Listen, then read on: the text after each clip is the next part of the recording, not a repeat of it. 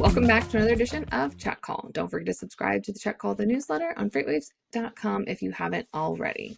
Today we welcome Prasad Galapalli, CEO, and Tom Curie, President of Q'd. Welcome to the show, guys. Hey. Looking forward to it.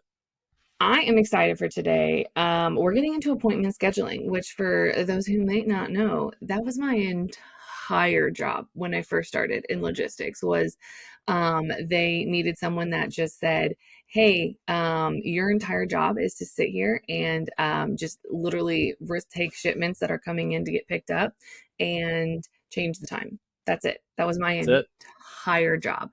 8 hours a day, 40 hours a week. It was great. Sometimes they'd be like, hey, can you call this carrier and get an ETA? And I was like, something new? Absolutely. Before we get too far into kind of how that appointment scheduling world is drastically different than somebody sitting there copying and pasting numbers all day, let's get some background on you guys and kind of how you got started at Q. Prasad, let's start with you. Thank you. And Mary, thanks for being on your show first. And then what you just mentioned about your background is not new for most of the people that started there, right? My background, so I've found Q'd, but prior to Q'd, I started another company called Trucker Tools, which got acquired recently by DAT. And prior to that was Get Loaded. Interestingly, that got acquired by DAT as well. I didn't start Get Loaded. I was in the leadership team. So pretty much in the freight space. I like startups more than anything else. Call me a startup junkie. I like the strategy and everything that comes with startup in our space. I like it. You've got the brain and like you're just the startup guy. You're like, it's who I am. Tom, how did you get started at Q'd? Yeah, so I've been in transportation for about 18 years. Similar to you, Mary, when I first started in the industry, I think the first thing I started doing on the sales floor was scheduling appointments. And that's kind of been the long joke for me, is that 18 years ago I started off scheduling appointments. It was wild to me that all these years later we were still doing it almost the exact same way. It just doesn't seem right. And so spent many years in the industry, and my good friend Prasad, as began launching out this journey for Q'd, convinced me that I needed to be a startup guy like him. And here we are, and we're building Q'd and having a lot of fun doing it. I like it. He has passed off the startup lust on to you. He's like, he's like, you too can have this. We've spitballed so many ideas, Tom and I. But I think, just this idea seems so good. We got to a point where, this is a problem that spans across. I mean, the problem is very, it's not a sexy problem. Nobody likes to talk about this, but it has effect upstream, downstream. So we couldn't pass this opportunity to do this. I mean, like you were saying, it's really like appointment scheduling. It's something that everybody does, but it's also like not cute and fun. It's not like, ooh, we're gonna help you make like so much more margin per load. But those back office things, I will die on this mountain. If there's no one shouting this from the rooftops, I am dead. And that is, you need to take care of your back office processes, because you can have the rock stars out there making margin, printing money, et cetera, like with all their fancy fun tools. But if you don't have a back office process, and if you don't have support items in place where they need to be, you can just like kiss that money goodbye, because you're just wasting it. Yep, absolutely. I've always said, Mary, that you can have a great lane, but if you have bad appointments, you have a horrible load. And that's just the way it works in the industry. 1,000%. And even look, I've been that person that has been like, okay, I will bribe the warehouse to get you this like 6 a.m. appointment. Because I had a carrier once that he was like, I will only pick up at 6 a.m. and like 10 a.m. and 2 p.m. And he was like, nothing else. And I was like, okay, well, crap, I'm out of 6 a.m. appointments. And so I'm like calling the warehouse going like, hey, it's me. Can you like just open up one extra for me? And I won't give you any afternoon appointments. You can let everyone go a little early. And they're like, okay. So I'm just like, I will do what it takes. But turns out you don't have to do that all the time. There's things that are in place. So getting into the meat and potatoes of what you guys do, the big thing that you guys do, or the one of the big things in the in the issue, no, in the industry that you guys solve is that on-time appointments. And we all know that the supply chain runs on appointments, pickup appointments, delivery appointments. Let's be honest, first come, first serve essentially kind of has appointments, if you will, or at least preferred pickup windows. So how do you guys really kind of say, okay, we're going to automate this and make it so that way you don't have to sit on hold or try 600 times to get a hold of the one person that's capable of changing an appointment time? Tom, we'll start with you. Yeah. So look, appointment scheduling. The reason why we love this problem is because there is a lot of complexity to it. I think part of the reason why a lot of people haven't tried to address it is because they're all these different nuances, right? And we're in a great place with technology where we're able to leverage AI to capture so much more about a shipment than we ever have before. TMSs have continued to capture more data. We've been able to get access to more data, and all of those things together have really brought us into this place where, today the way most people know what a good appointment is because Jane told me I should always get a 9 a.m. That's it. Yeah. It's the only way that they know. And that's really not true. You don't know what happens at 9 a.m. versus 9:30 a.m. And so like we're able to aggregate this data to be able to get a better understanding of what is the right appointment for you, for this carrier, for this lane, for this day, because it's so much more than just Jane told me 9 a.m. So I'm just going to keep going for 9 a.m. until the day I'm no longer in this chair, right? And so by leveraging the resources that we have and the access to the data we have, it really has brought us into a completely different realm for being able to make educated decisions around these appointments. I think that's really important because, like you were saying, it's because there's so much, having been on the brokerage side of and saying like, hey, like you live and die by carrier scorecards. And that's where you say, hey, you are a great carrier and everything else, but your on-time pickups suck. Like, I don't know why. Like, you get the loads delivered on time, but like for some reason you just can't ever pick up on time. And for that, that's going to cause that carrier to get kicked down on the list, Yeah. and the priority list. And it could just be like you said, well, we were always told 9, but we would love a 7, or we would love an 11 a.m. But Jane always said 9, or we've always done it this Yeah. way. Being able to say, okay, well, you are an amazing carrier, but let's set you up for success instead of setting you up where you're constantly behind the times trying to just play catch up, because it could ultimately improve their situation as well, because you don't want something as simple as that, as something so simple and fixable as pick up on time percentages to be the reason that you get removed from an entire award bid. That's okay. Okay, so when it's Prasad, you said that you are a startup junkie. You love a startup, you love coming in, solving a problem, and you guys kind of saw these appointment problems. And I feel like that's got to be something where you've seen kind of firsthand those disruptions that happen to a shipper supply chain, where maybe the appointment you have to they intake they accept deliveries between 9 and 12, and they send out between 12 and 4. Very, very common. But that happens a lot with those very tight timelines. So if you say, well, it has to be here between 9 and 12, because then at maybe 1 o'clock, that's when the production starts. If it's that's when production lines run, so we can ship stuff out. And that stuff that comes in that morning goes directly into the production line. Have you guys seen kind of firsthand, the disruptions and possible shutdowns that happen as a result of these missed appointments, or just kind of not that lack of communication there? And then also, have you guys seen that it's become something that's a little bit more, I don't want to say fixable, but manageable? You said that right, Mary. So appointment scheduling on the surface looks very, very simple. When you talk to people, most of the people who haven't been in your seat, right? Think appointment scheduling is very simple. I schedule my doctor's appointment. How hard can it be? But so having said that, the biggest thing is understanding, as Tom mentioned earlier, the difference between a 6 a.m. and a 9 a.m., right? They both are in the morning, but one can help you as a shipper. It can help you with your available to promise, right? And one may not help you, right? It's as simple as it is. So there are subtle differences like that. There is OTIF penalties, right? The shippers pay to retailers. There's KPI missing. So almost all our logistics providers live and die by one and only one metric, that is KPI, the on-time delivery KPI, right?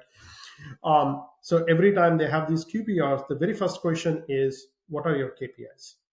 How are you delivering on time, right? So if you promise to be on at 9 a.m., are you delivering on 9 a.m. or not? Now, then the third biggest problem is dwell time, which every carrier hates, right? Or the detention. Um, Whether you get paid for it or not, no carrier says, I want to sit there for 3 hours, right? Because they want to be driving, they want to make money on that, truck asset, not just sit there, right? And fight for a detention. So when you look at these problems, they all have one thing in common, that is having not a prime appointment. I'm not calling them a bad appointment, but not so desirable appointment. What's the difference between a 6 a.m. and a 9 a.m. appointment? Yeah, on the surface it looks good, but one is desirable, one is not desirable. All right. So appointment scheduling has such a profound impact in our supply chain, and this has never been touched. In 40, 50 years, it has always been the same way. People put more resources to manual schedule. It's a foot race. Over 100 million hours are spent every year manually scheduling this in our industry. That's just the tip of the iceberg. The second thing is, most of the OTIF penalties, detention, stem from this. And the third and most important thing is, there's only one solution for this. There's no two ways. Speed. As soon as your load is ready, how quickly can you schedule that load so you get your preferred one? The second most important part of the solution is knowing your preferences. What's good for Mary may not be good for Tom, right? Understanding that. So that is our scope, right? Making sure our customers get better KPIs. Addressing the speed, right? How quickly can we schedule this, get it fully automated? There's no two ways about that. You have to automate the solution, but understand your preferences. This is a solution that hasn't been there forever, right? So we saw this as a big opportunity. I'm using the word we because us, our team, and our customers really wanted the solution to be addressed. The casual stat you dropped of 100 million hours spent on this is wildly depressing, because I know how boring that job is, because that was my entire job. And I will say it's a great start getting into the logistics world, because I knew nothing about it. I was like, okay, a trailer, like a semi truck comes. I was like, how much can we load on it? Just like, it's 80,000 pounds, right? And everybody's like, no, you cannot put 80,000 pounds on a trailer. But also, when you know nothing about logistics, it's a great way to start learning. However, there are much more effective uses of people's time other than just like copying and pasting a load and changing a time manually. Because it's so boring, and you can train so many more people to do it. And that's what I'm talking about when I say, like, hey, any sort of automation. I know everybody's like, AI is coming in and like ruining everything. This is a great use case for it, because it's in kind of like a closed environment, and all it's doing is going in and just changing things. And yeah, there's going to be some weird problems, or it's going to be something that's like, you're always going to have an exception to the rule, right?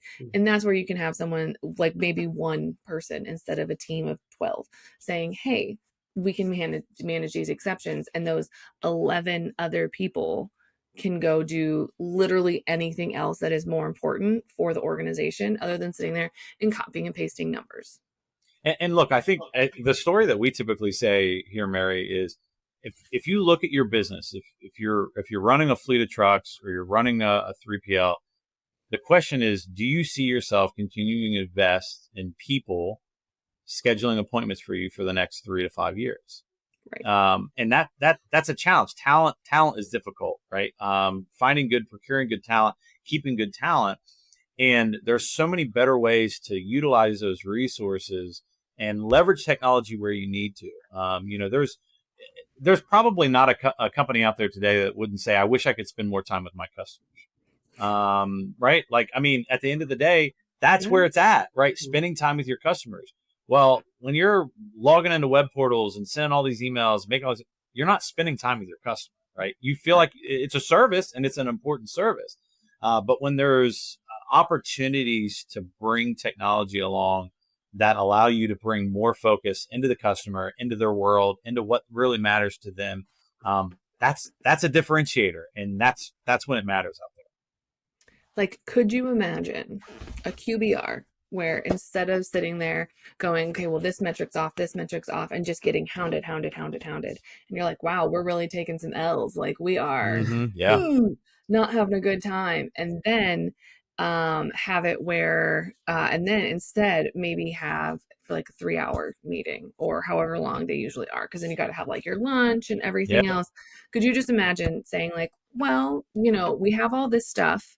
Here are some issues that just some touch base follow up of things that we've already been talking about. Where are we? Status updates. Okay, cool. We don't really have anything else.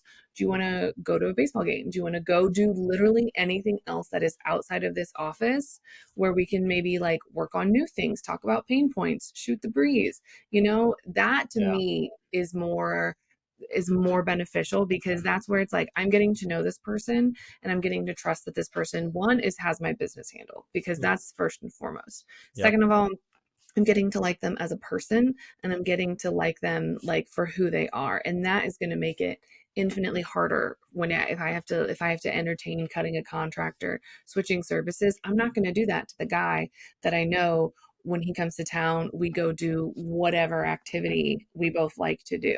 And that, I think, is something that a lot of people forget about, is that we all get caught up in the oh, we have to get the latest and greatest and best technology, but also like you're just at the end of the day, it's to serve your customer better, you know? Yeah. You, Nope. you That's said it. that, you know, Mary, you pointed two things, right? One is personal relationship trust, but also the stats, right? But they're also interrelated. So could you have a great trust with someone who can put, good stats, right?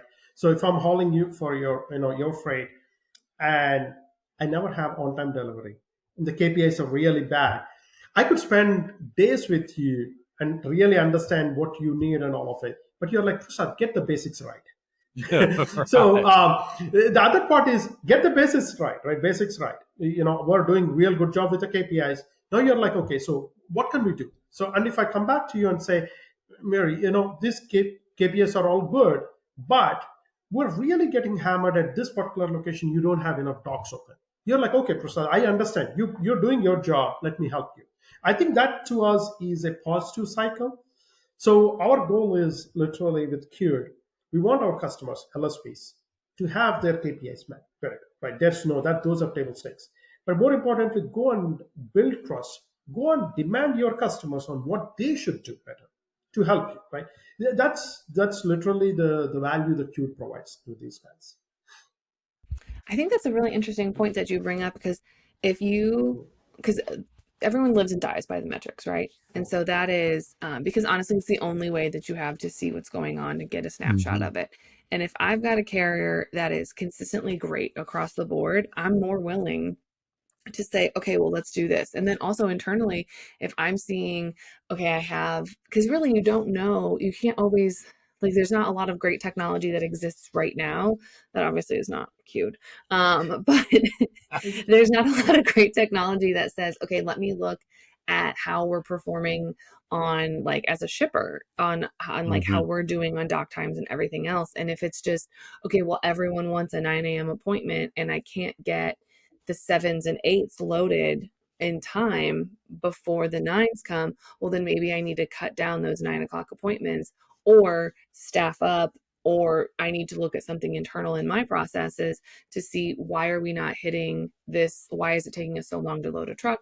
Why are we not? Do we just need to have like some shifts overlap at like from 7 to 9, Hmm. because that's when everybody wants to come? It really gives you kind of more insights into how to ultimately be more efficient, and then, have a more positive relationship. Because the same on the flip side, if you're a shipper that takes, I'm sorry that my dog started barking.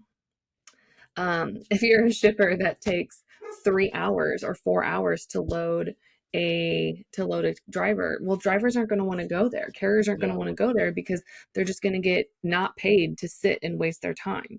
And I think that's like a really valuable insight that a lot of people kind of forget, is that it's not necessarily always about the carrier and the broker. It's also, you know, you need that insight on the shipper, because if I know that I'm sending a carrier to a bad shipper where it's going to be a minute, I need to tell them ahead of time. I'm going to say, look, you're going to wait. You're going to wait, and you should probably charge me a little bit more because this is a bad shipper. Yeah, and I think what we want to do is we're trying to help our customers elevate their conversations in these QBRs. Like I've been going to QBRs since my earliest days in logistics, right? So I've been on the end of those lashings, right? And the reality is you win a lane in an RFP. You're excited. You've done all your homework. You've done all your work. You get the lane, and then all of a sudden you realize they're tendering the lane to me so late that it is impossible to get the appointments that I need. And what happens is you go back for that QBR and you're asking for more freight, and they're saying you didn't take the freight that you already asked for. Like you asked for freight and you're not taking it. Like your acceptance rate is this, right? And what we want to do is we want to make sure that our customers are equipped with enough data to be able to say, let me explain to you why this lane is problematic and why it's actually costing you more money than it should. And if we can make these tweaks, right, if we can get access to this lane 4 hours earlier, we already know that the prime appointments are still there and we can get them immediately. And so that's what we want to do. We want to help them elevate their conversation in these QBRs so that they are more meaningful, and they both get more out of that relationship.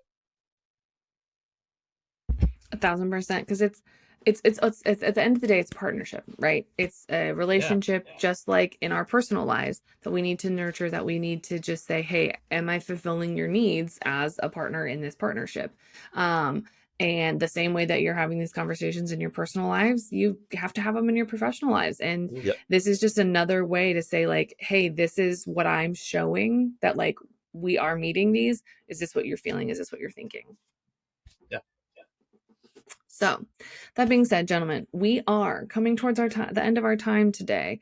And just because there's two of you does not mean that you guys are both going to get out of this question.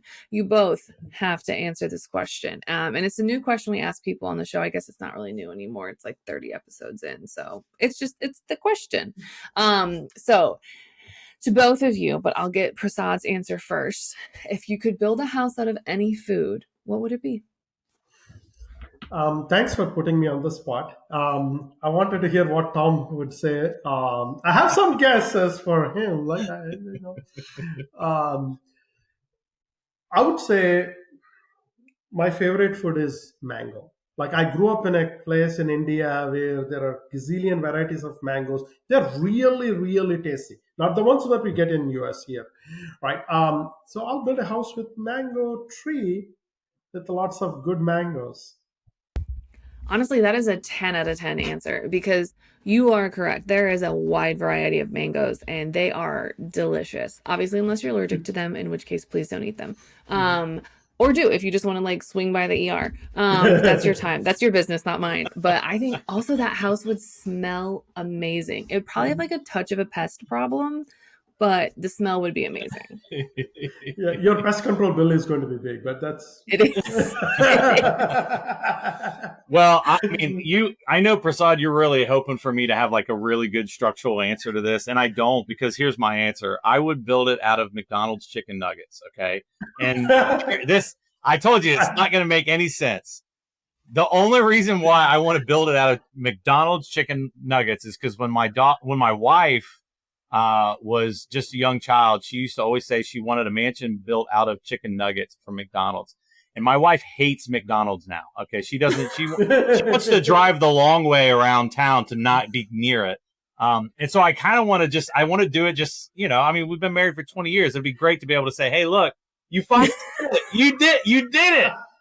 We've arrived. So structurally, yeah, it'll be a mess, but it's worth it for the story.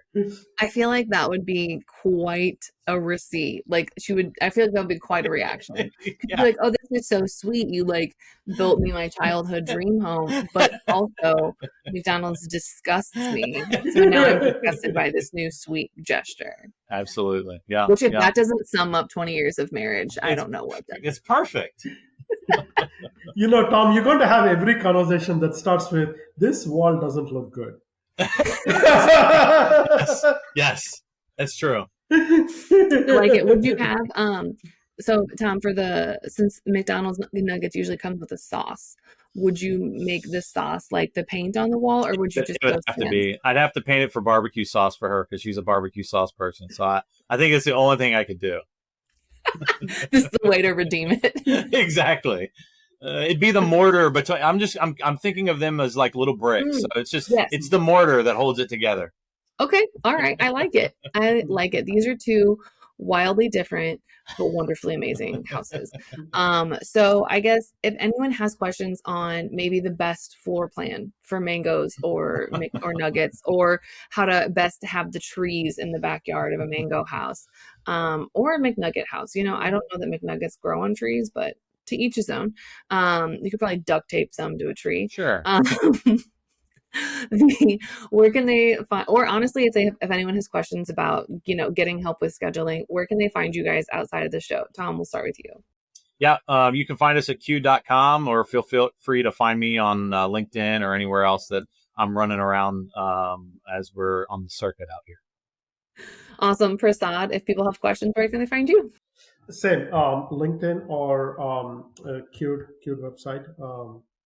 Those are the two places to reach out to us. Check out the podcast anywhere you get your podcasts, like Apple Podcast and Spotify. Don't forget to check out all the other incredible FreightWaves shows, and don't forget to subscribe to the newsletter on freightwaves.com/checkcall. See you on the internet.